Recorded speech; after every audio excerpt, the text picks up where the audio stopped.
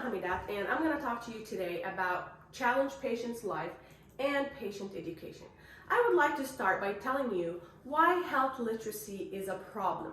Health literacy is a problem because it leads to poor healthcare decisions, increased healthcare costs, and decreased healthcare quality.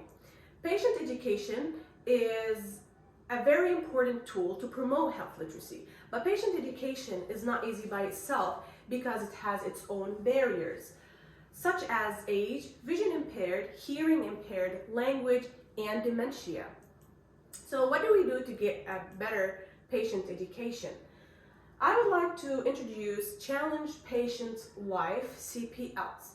So who are CPLs? CPLs are staff members that are certified and trained to communicate with challenged patients. What would their job be? First of all, it would be to provide one-on-one education sessions to patients, to challenged patients, which actually falls in line with the 5th class standard. Second of all, they would evaluate patients and decide what tool would work best with each patient. Third of all, they would participate in creating the content of Learning Management System, LMS, which actually falls in line with the 4th class standards. So what are the 4th and 5th class standards? The 4th class standard is the one that talks about continuous education, and the 5th class standards is the one that says that offering language assistance should be free of cost. Okay, so how would CPLs work with geriatric patients? First of all, they would have customized communication skills, and then they would use tools to explain the procedure for the patient, such as catheters, dummies, and they would have videos to explain the procedure to patients. And they would also hand out summary sheets or summary notes to summarize everything that was discussed in that education session.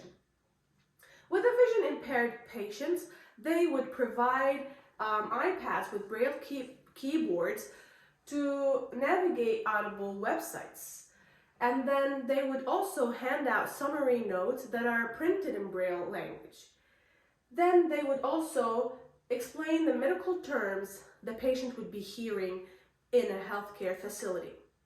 With the hearing impaired patients, they would have visual tools that explains the procedure. They would provide videos with ASL interpreters, and they would also have dedicated virtual classes to help the patient understand the procedure.